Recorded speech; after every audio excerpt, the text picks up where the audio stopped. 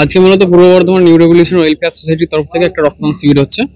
আর রক্তদান শিবিরটা করার মূল উদ্দেশ্য হচ্ছে যে এই গ্রীষ্মকালে প্রচন্ড রক্ত সংকট দেখা যায়, যে কারণে শুধুমাত্র আমরাই নয়, আদার্স অনেক অর্গানাইজেশন থেকে শুরু করে নানা রকম অর্গানাইজেশন বড় থেকে ছোট বা ব্লাড ডোনেশন ক্যাম্পের একটা অর্গানাইজ করে থাকে।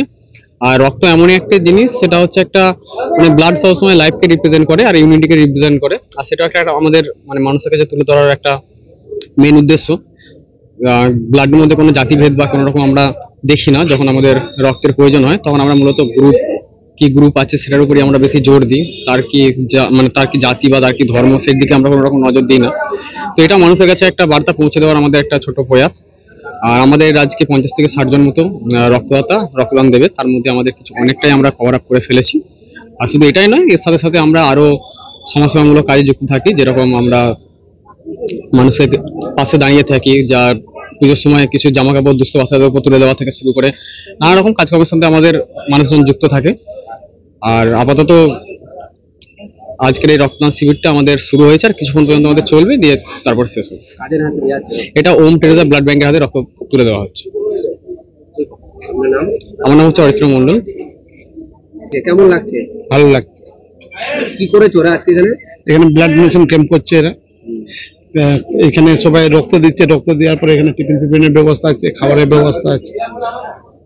এরা কি প্রত্যেকবারই এরকম ধরনের? প্রত্যেকবারই এরা করে, সবসময় করবেন তাদের জন্য। এরা খুব ভালো করছে, এরা এগিয়ে যাক, আরো মানে ভালো চাই। আর আপনারা কিভাবে সহযোগিতা করছেন? আমরা আছি, সাথে আছি। আপনার নাম? টপ্পুরাম। এটা তো সাধুবাদ জানাতে হবেই আমাদেরকে। এই ধরনের একটা মানে বিশেষ করে এই গ্রীষ্মকাল ঢুকে গেছে, এই সময় একটা রক্তদান শিবির করা, মূলত থ্যালাসেমিয়ারা যারা রক্তের সংকট দেখা যায়, বিশেষ করে গ্রামগঞ্জের মানুষের এই সময় বিশেষ করে রক্তের সংকট দেখা যায়। এই সময় এরা রক্তদান শিবিরটা করছে, এটা অতুলনীয়, এটা ভাবা যায় না। পাশাপাশি এই নিউ রেভলিউশন সংস্থাকে আমি বহুদিন ধরে চিনি, এদের সঙ্গে আমি অনেক পদকর্তব্যে যুক্ত আছি দীর্ঘদিন ধরে।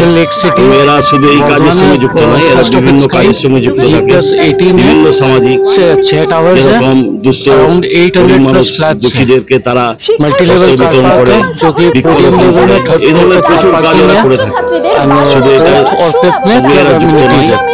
আমি আশা করি যে আগামী দিনে सभी कवर हो रहे हैं, जैसे gymnasium, indoor game, skating ring, banquet hall, business lounge,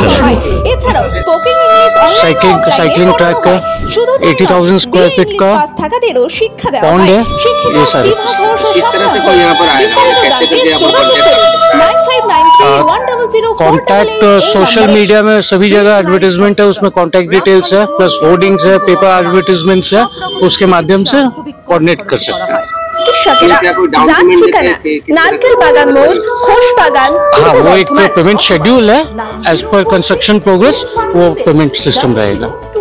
ये कब से स्टार्ट हो रहा है?